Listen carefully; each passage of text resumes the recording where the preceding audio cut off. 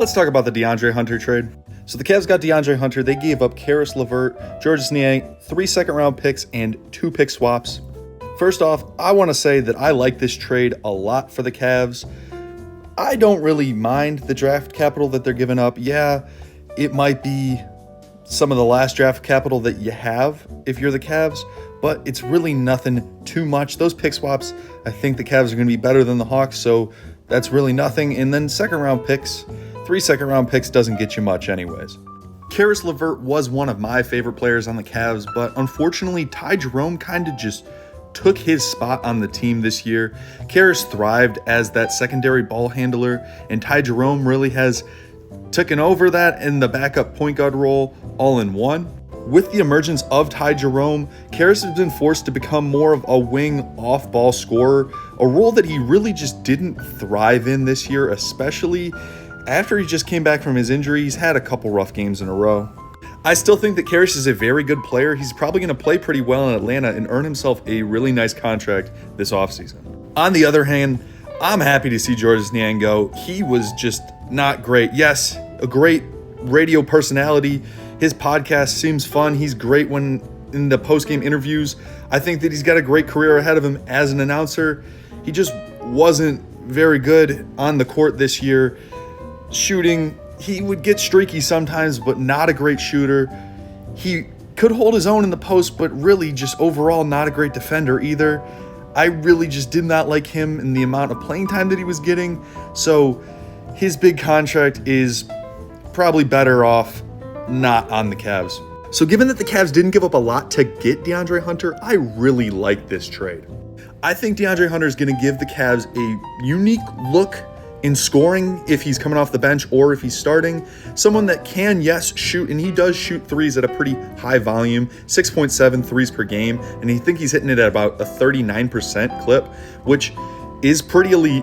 It does also seem to me that he can get to the basket when he needs to. I've seen that in the past he's had inconsistencies. It seems that he might not be the best at getting to the basket, but it does seem like he has the potential to be a player that can score at the basket, what the Cavs really are lacking in right now. But no matter how he does it, DeAndre Hunter really does seem like he's going to be a good off-ball scorer for the Cavs, which is something that they are in need of. And as far as defense, I've seen a lot of people saying that he has the potential to be a very good defender. It doesn't seem that he was more than anything than an above average defender in Atlanta, but I mean, he's got the tools to be a good defender. I'm not looking at him to come in and be an Isaac Okoro, Dean Wade level defender, but I think that he might be an improvement over Caris LeVert and Niang. We'll have to see. Overall, as a Cavs fan, I really like this trade. I think DeAndre Hunter is going to be a great piece and maybe boost them up to be real contenders for the NBA title. So after the DeAndre Hunter trade, the Cavs are below the first apron, which makes them major players in the buyout market. And the Cavs are in need of a backup center, so let's take a look at who they could acquire to be that backup center in the buyout market.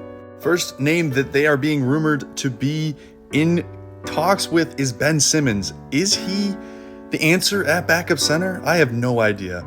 I really don't know what Ben Simmons is capable at this point. He's not playing that much.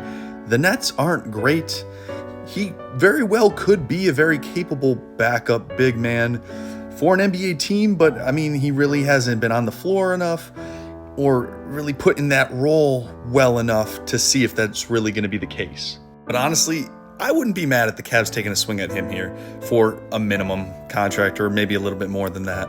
Another name that I've heard is Clint Capella. If he gets bought out, I think that this might be my favorite option. He would just be a big, solid center, provide some defensive stability, get some rebounds. I think he's definitely going to be better than Tristan Thompson. I would like this move a lot for the Cavs, but I don't know if he is going to get bought out or not. And then finally, Daniel Tice. Is he better than Tristan Thompson? Yeah, probably. At least offensively, he's got to be. I mean, right? I mean, he's not the biggest center. He's, I think, 6'9". He's not going to be the big presence than Clint Capella is, but I definitely think that he would be an upgrade over Tristan Thompson. And if you're going to strike out on the other two guys, at least bring in Tice. We need some help at backup center, so let's just hope that one of these three guys is a Cavalier by the end of the week.